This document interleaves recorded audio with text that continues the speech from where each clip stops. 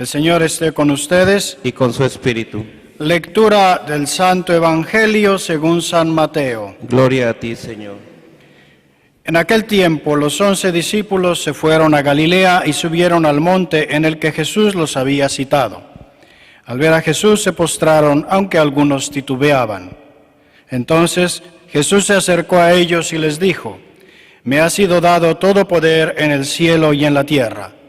Vayan pues y enseñen a todas las naciones, bautizándolas en el nombre del Padre y del Hijo y del Espíritu Santo, y enseñándolas a cumplir todo cuanto yo les he mandado. Y sepan que yo estaré con ustedes todos los días hasta el fin del mundo. Palabra del Señor. Gloria a ti, Señor Jesús. Llegamos con esta celebración al final del periodo pascual. En estos 40 días hemos escuchado de una forma o de otra que la única manera de comprender la vida, muerte, resurrección, el papel de Cristo, el lugar que Él tiene en la creación y en nuestras vidas es escuchando la palabra del Señor, contemplándola, volviendo una y otra vez sobre ella. No hay una fiesta, yo creo, de las que celebramos de la vida de nuestro Señor, tan a propósito como esta. Todas son desde luego fundamentales, pero la ascensión es una de las quizá más difíciles de realmente apreciar. No solamente, como les decía al inicio de la misa, el evento, que eso es lo que arriesgamos nosotros muchas veces en el leer el Evangelio, quedarnos en la superficie, en lo anecdótico. Sea que leamos el nacimiento de nuestro Señor, la predicación, la pasión y muerte, quedarnos en los hechos. Hay algo mucho más profundo y los evangelistas tratan de explicárnoslo, dejárnoslo ver precisamente con sus escritos. Piensen, por ejemplo, que de este evento, la ascensión, de los 4 evangelistas, solo 2 nos hablan de él. Lucas y Mateo. Marcos y Juan no lo mencionan expresamente.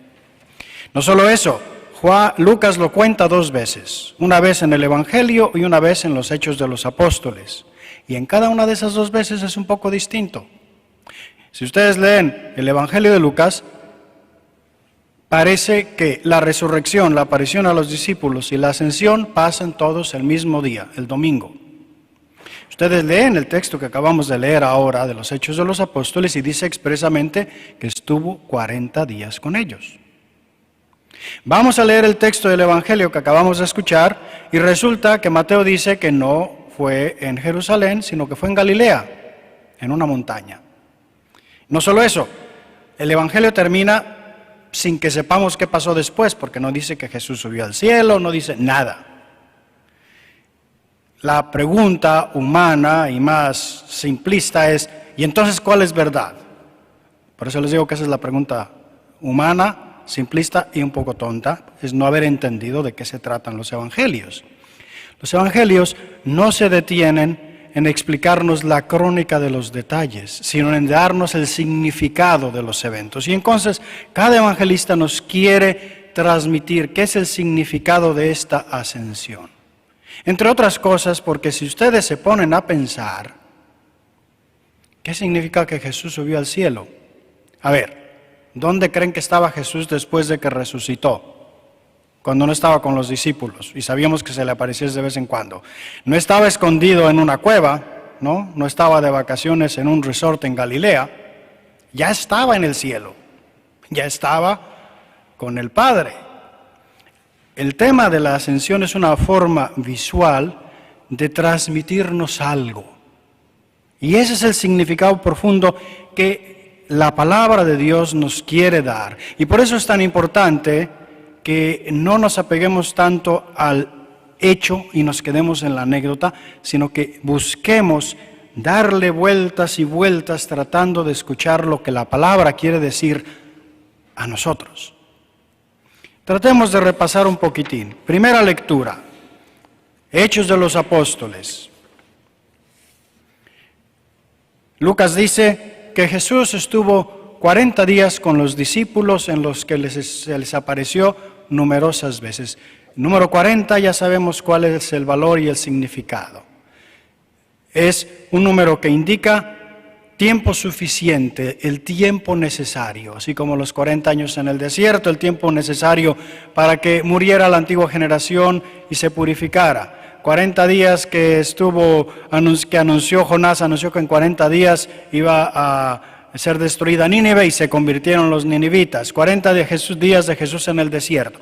El 40 es un número simbólico de purificación, transición, pero también que indica el tiempo necesario para que algo suceda. Es decir, aquí Lucas nos está diciendo, Jesús estuvo suficiente tiempo con los discípulos para que ellos comprendieran, se dieran cuenta de que verdaderamente Él era el mismo que había estado con ellos, para reafirmar su fe, para purificarla.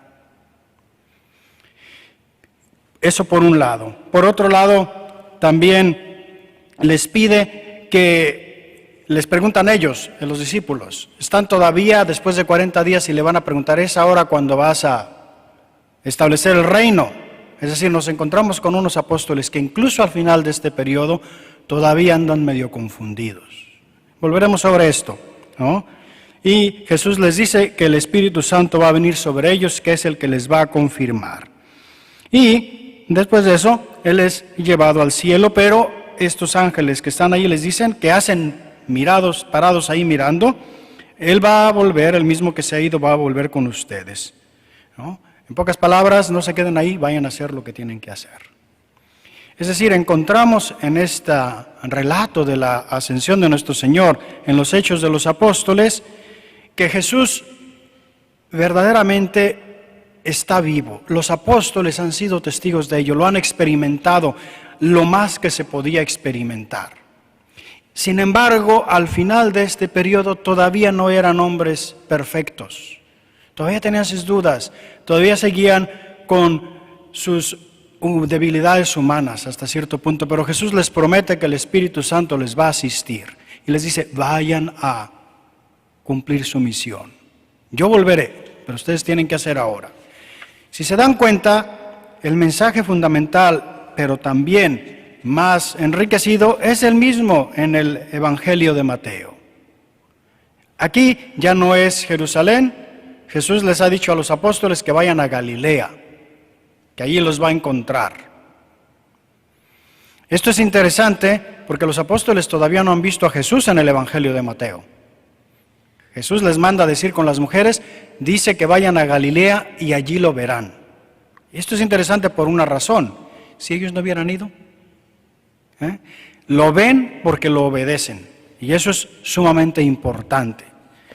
Volveremos sobre esto, pero los manda a Galilea. ¿Galilea qué es? Es el lugar donde todo empezó, es el periodo donde ellos fueron discípulos. Les manda un poco a que vuelvan a sus orígenes. Los manda a una montaña. Él ha estado en una montaña antes, el Sermón de la Montaña, donde realmente se resume toda su enseñanza, todo lo que les quiere decir como discípulos. Y no solo eso, encontramos también aquí que algunos titubeaban. Algunos no estaban seguros, igual que en la narración de Lucas. Y esto es verdaderamente muy importante. ¿Por qué? Porque nos dice que incluso habiendo tenido la experiencia del resucitado, incluso estando seguros, las dudas pueden permanecer. Incluso alguien que sigue a Jesús puede tener sus dificultades. Eso es una consolación para nosotros también. No son hombres perfectos, tienen sus momentos de flaqueza. Y eso es, como les digo, fundamental. Después de eso, en el Evangelio, Jesús les dice, me ha sido dado todo poder en el cielo y en la tierra. Y esto es interesantísimo, ¿no? ¿Por qué? Porque les va a dar un mandato. ¿En qué invierte todo este poder Jesús, no? Me ha sido dado todo poder en el cielo y en la tierra. Uno se esperaría que dijera, de ahora en adelante no hay más guerras. Se acabó la pobreza, nadie se va a morir de hambre, ¿verdad? Si tiene todo el poder en el cielo y en la tierra. Y en cambio, ¿qué se le ocurre decir? Vayan pues y hagan discípulos en todas las naciones. Aquí la traducción no me gusta, dice, y enseñen a todas las naciones.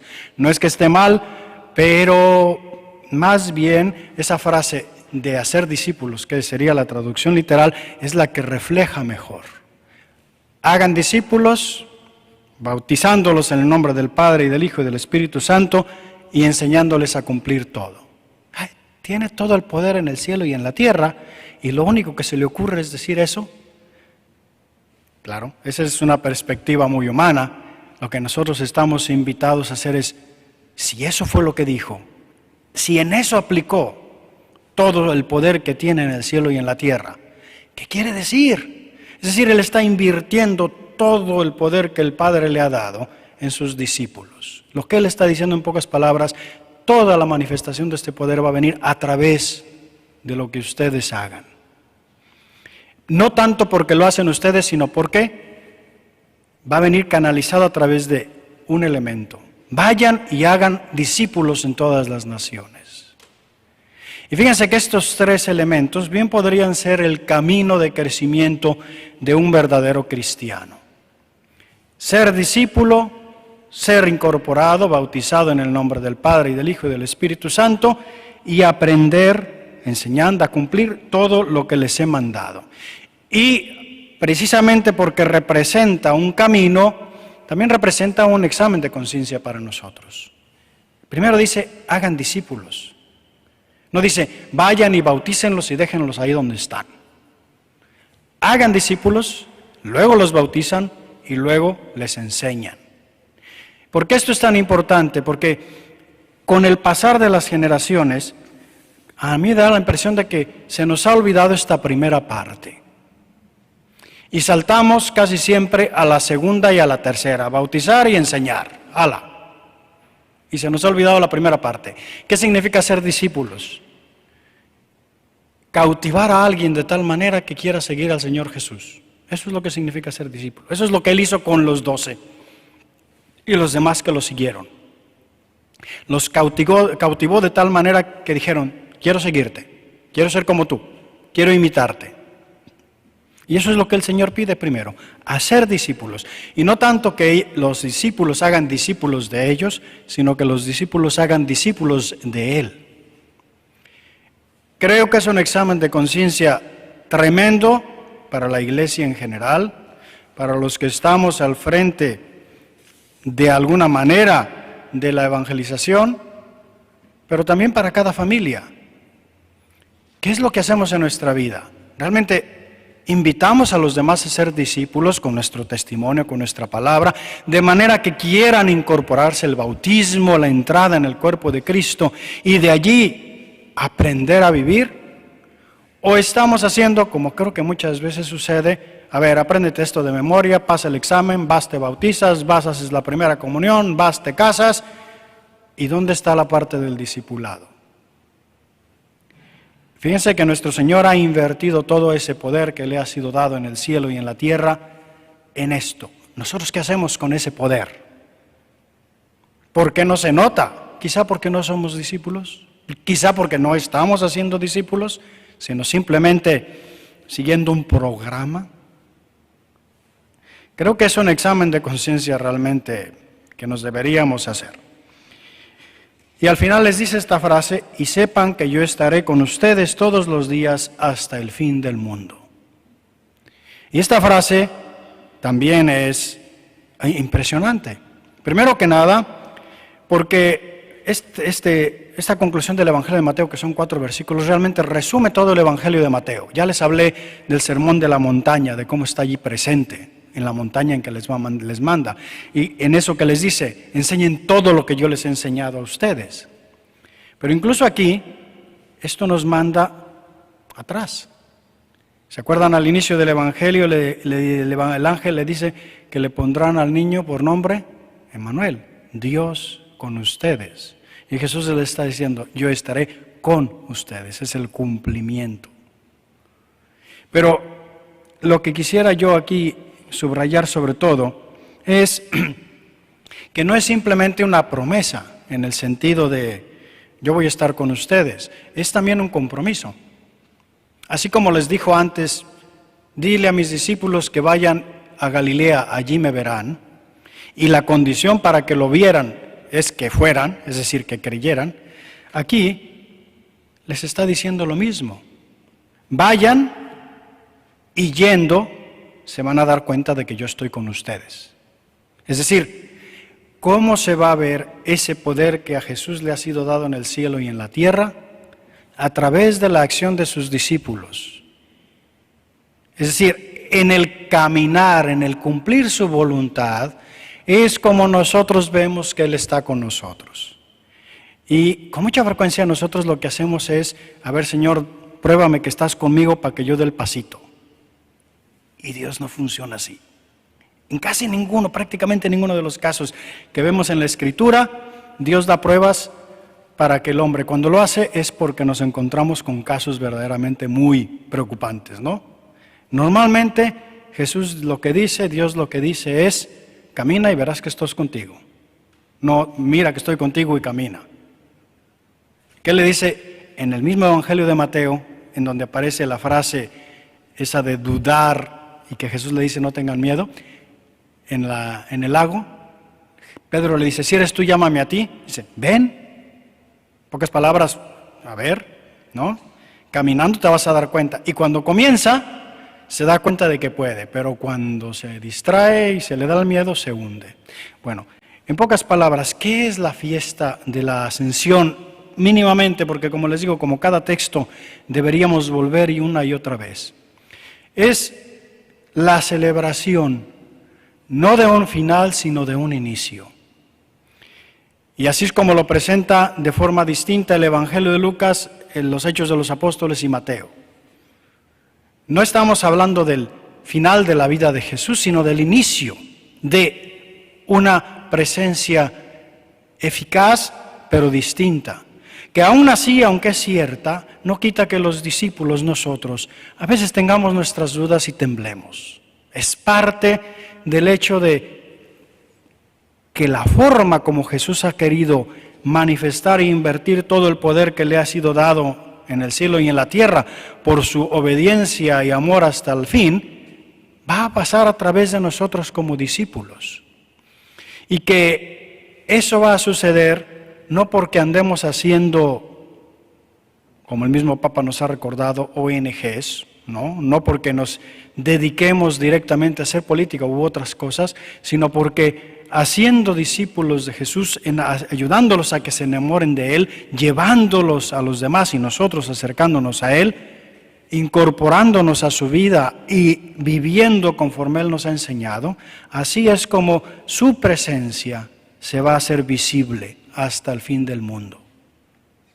Bueno, ustedes, es realmente un mensaje cautivante, consolador, pero sumamente comprometedor. Porque no deja las cosas en manos de Jesús, ¿no? ¿Ya se fue? No se fue, está aquí. ¿Dónde está? En la iglesia. En lo que yo haga. En la manera en la que yo le permito a Él ir actuando en mi vida. Ahí está Él. Tiene todo el poder en el cielo y en la tierra. Si no lo actúa es porque le ponemos frenos. Porque no lo dejamos, porque nos cerramos. Por otro lado, dentro de poco vamos a celebrar la fiesta de Pentecostés, la venida del Espíritu, que es la que abre las puertas completamente para que la fuerza de Jesús verdaderamente pueda manifestarse.